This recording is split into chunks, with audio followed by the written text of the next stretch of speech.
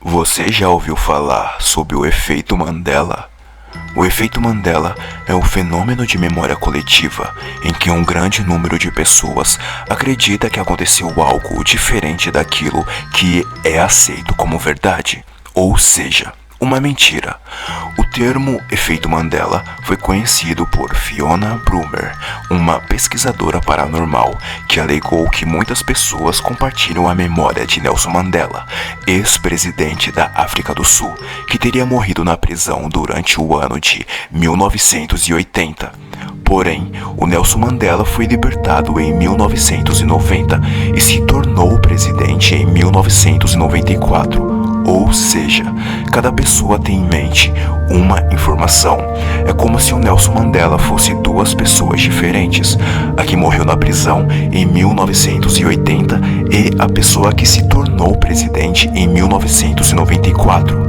Aqui no Brasil, o incidente conhecido como Efeito Mandela ganhou popularidade envolvendo a Rede Globo.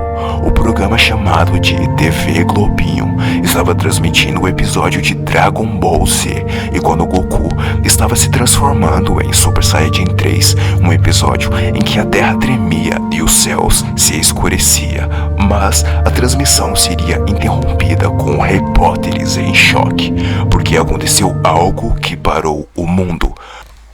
O atentado às Torres Gêmeas, no dia 11 de setembro de 2001. Vivo de Nova York, das chamadas Torres Gêmeas do World Trade Center, no sul da ilha de Manhattan. Se o corte da transmissão de Dragon Ball para o local do atentado fosse realmente real, seria a quebra da quarta parede, porque Dragon Ball tem a arte de gerar esse caos no planeta, e no momento do caos do anime, irmos direto para o caos da vida real. Fosse realmente real, seria um choque de realidade. Mas foi apenas um efeito Mandela. A época era 2001. O mundo passava em branco pelo bug do milênio.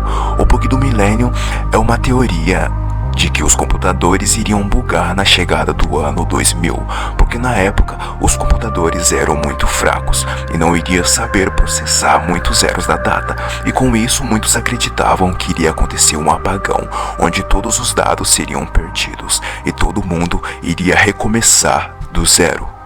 Mas nada aconteceu. Porém,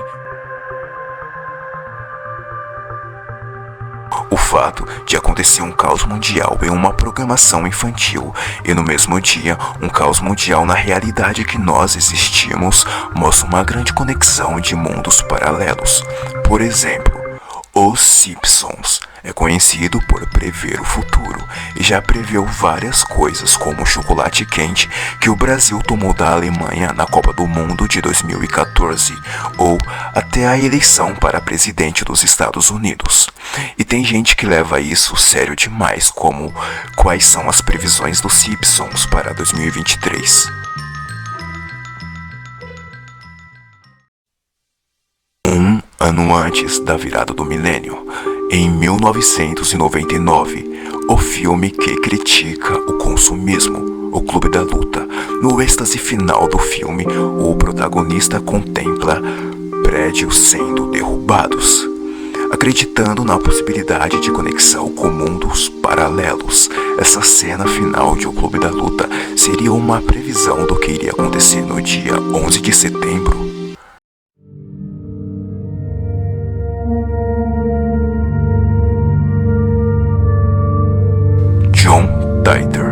John Titor foi um nome usado em vários fóruns da internet entre o ano de 2000 e 2001. John Titor foi um usuário que alegava ser um viajante do tempo do ano de 2036. Ele postou diversas previsões sobre eventos que aconteceriam num futuro próximo, entre 2004 e 2036. John Titor ficou marcado para mim por aparecer na época de 2000 e 2001, e como já estamos vendo, foi uma época muito marcante.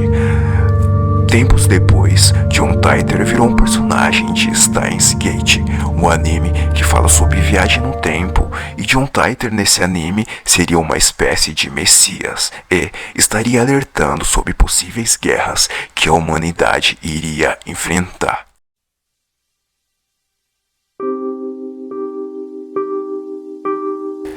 Agora, saindo do anime e voltando para o John Titor da vida real, o John Titor, o viajante do ano de 2036, compartilhou várias informações sobre o futuro. Entre várias previsões, algumas pessoas acreditam que John Titor tenha mencionado o Bitcoin. John Titor mencionou que em seu ano de 2036, o dinheiro usado seria uma espécie de dinheiro virtual, onde o Bitcoin se identifica pela descrição de John Titor.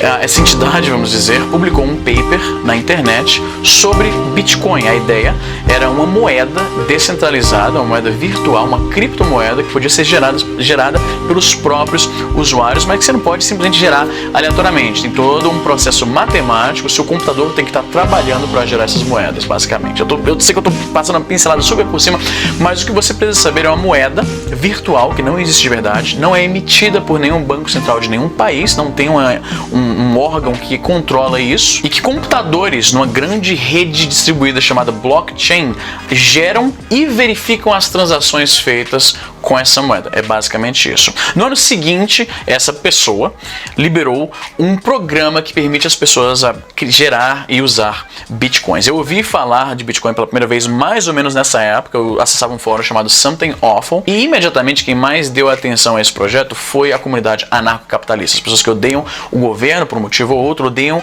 a influência que o governo tem na economia. Eles viram numa moeda completamente descentralizada, sem que nenhum órgão estatal pudesse controlá-la.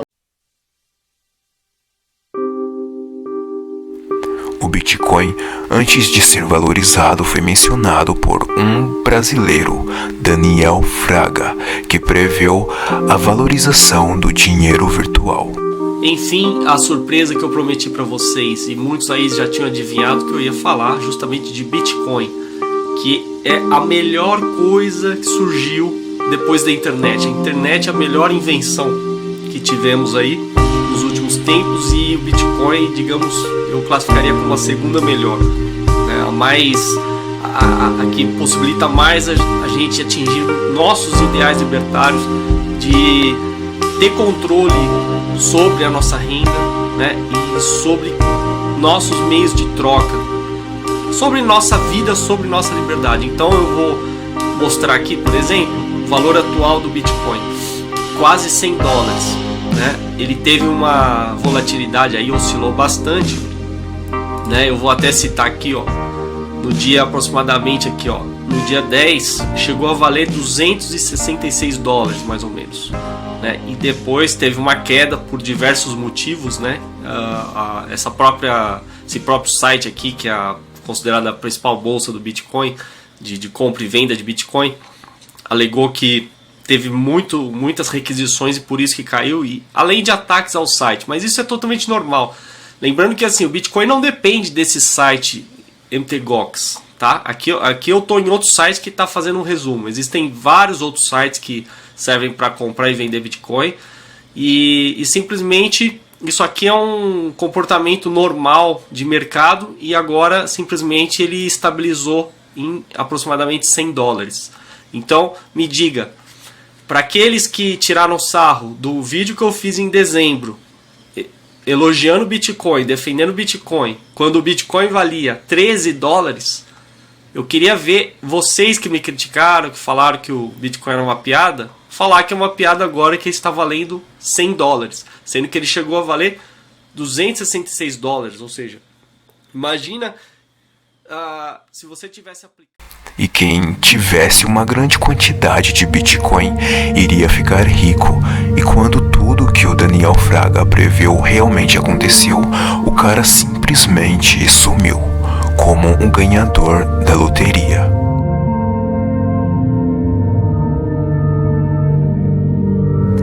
Vemos aqui que o viajante do tempo não precisa necessariamente do resultado da loteria para ficar rico. Dessa forma, entendemos que informação é poder, e com a informação necessária do futuro, você pode viajar para o passado e ficar rico sem esforço nenhum. E com isso em mente, adulterar ou aumentar um incidente histórico para se sentir mais cool entre seus colegas pode criar conexões inimagináveis. We are not skin a hot wall. We are the fuel that turns every star.